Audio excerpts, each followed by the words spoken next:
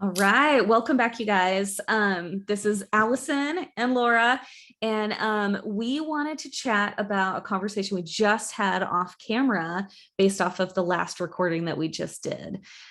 So, Laura, let me give just a little bit of background for anyone that finds this clip and is new.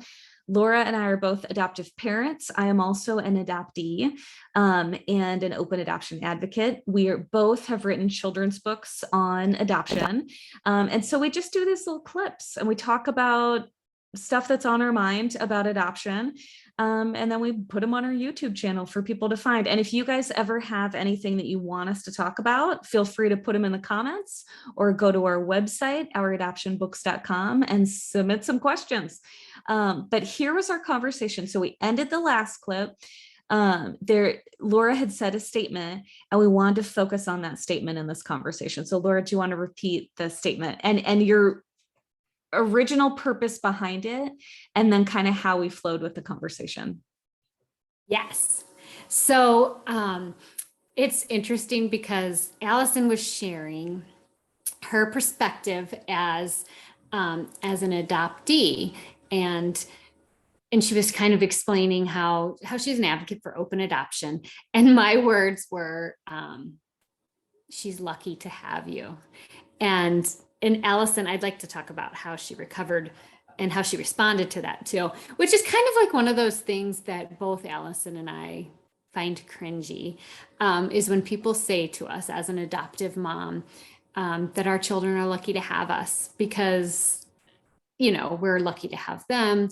Parents sometimes are told that just in general, you're lucky, whatever. But as an adoptive mom, we want to make sure that our kids aren't just hearing just that, like that the adoptee isn't just hearing that. And so in this context, I actually meant how lucky your child has you, your perspective, because my children, I'm not an adoptee, and my children don't have that perspective.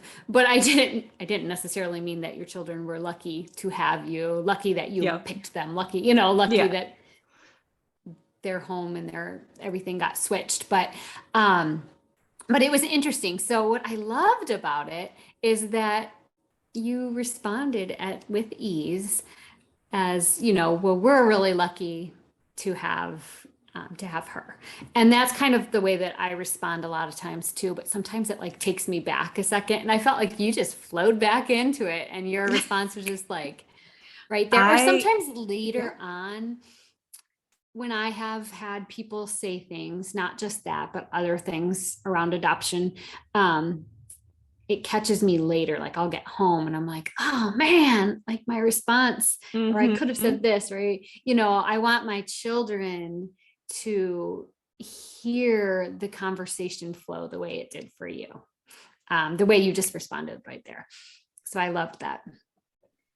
Well, thank you. I appreciate it. I mean, I will say with the lucky comment, I've had like 43 years of being adopted. So that one's a little bit easier to kind of quickly come in on.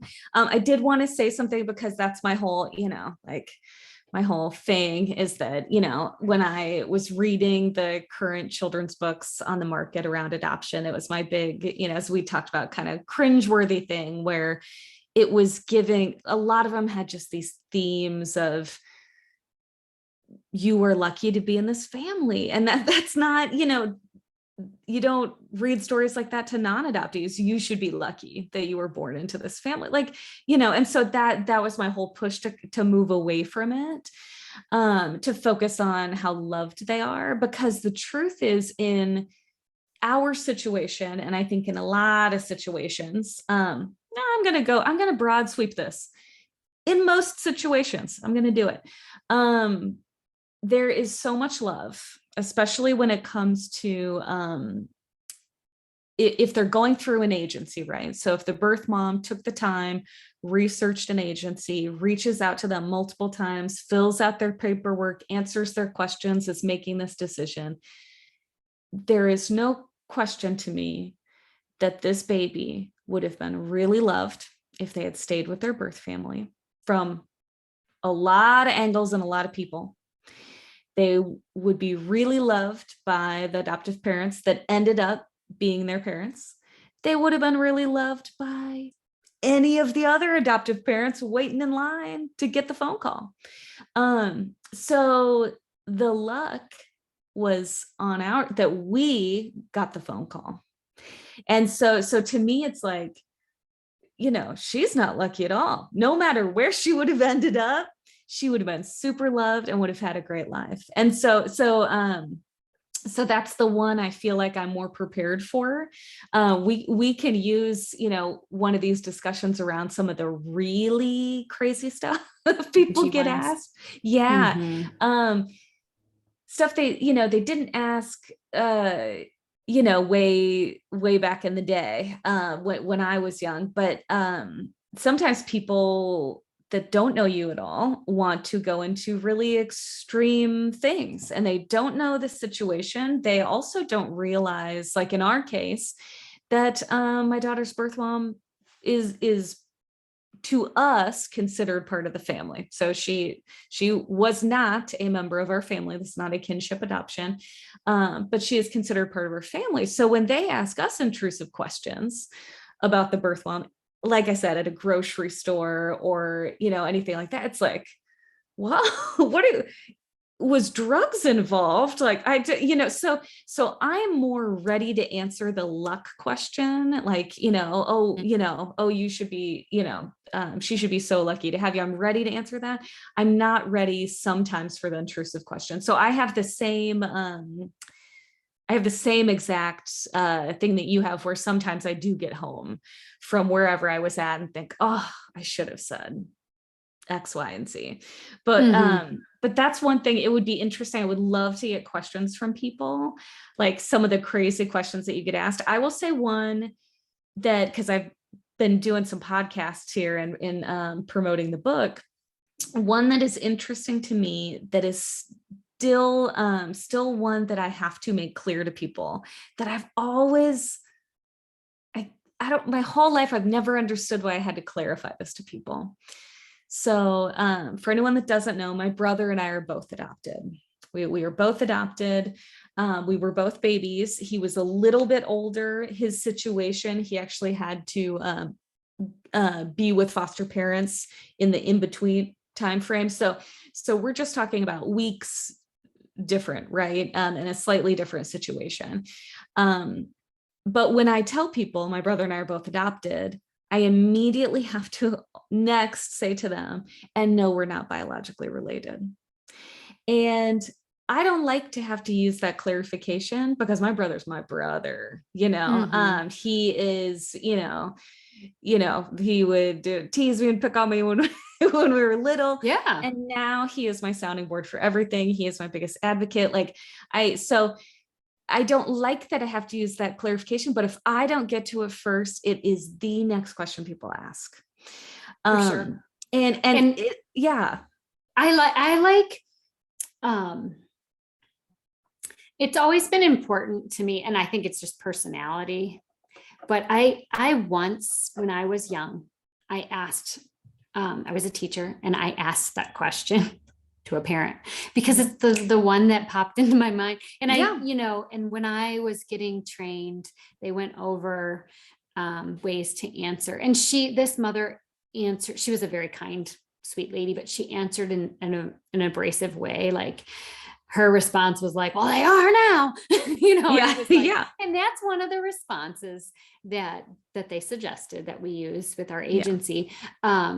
And I hate it too, because my kids, I mean, I'm asked that question a lot since I'm an adoptive mother of more than one child. And I feel like it's very obvious that they're not biologically related, and it wouldn't make any sense had they been. So I kind of, I mean, I like to be open and have, people who are interested in adoption or foster, I love for them to ask me questions, because they want, this is a road that they want to go down. But then you get that whole group of people who's just like the me from, 20 years ago, who's just interested and not for any reason other than they're just interested.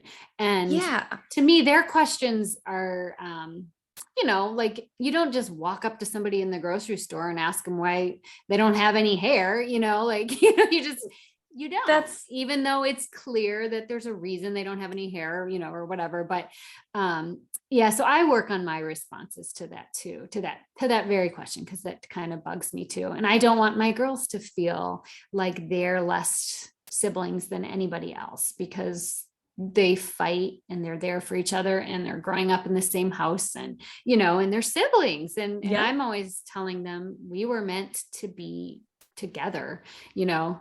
I know it. You know, I can feel it in my bones. I was meant to be the person who loves you and takes care of you. And you were meant to have one another. And, you know, my girls sort of have that, their own version of your story of how you came to be. Sophie has it for Cecilia, because from her perspective, it was all her idea, you know. And, and I love that, but I completely understand from both sides of that question about the siblings. So it would be interesting to hear what other people have to say. Yeah. And you know, I think that it's interesting when you say that it is like, there is a difference. I think it's just I think it is just curiosity. I think it's also sometimes people don't know what to say, you know, and then when you don't know what to say, and we could even do a whole thing on, so for anyone that does not know, Laura is a cancer survivor. So that's probably why you mentioned the hair situation. And people do say strange things in a lot of cases, right? And my go-to usually is nice but direct, and still like, you know, shifts the conversation kind of away, if I'm prepared. But there are certain, you know, like I said, you know, certain questions where you're like, whoa, you know, but I'm prepared with the my brother's adopted as well. We are not biologically related. Because that's happened my whole life. So it's interesting how these questions come about, and how we can, maybe we can do a couple segments on it, like how we can better prepare adoptive parents to then be ready for these at the grocery store, at anywhere else where you might wait in line and somebody might just be chitty chatting with you to make small chat. And then it could get a little bit deeper or more personal than you are ready for. Yeah. So yeah. Okay. Well, we'll use that. So add some comments, you guys, or send us a question through our website, ouradoptionbooks.com, and we'll chat with you guys later. Bye, Laura. Bye. Bye.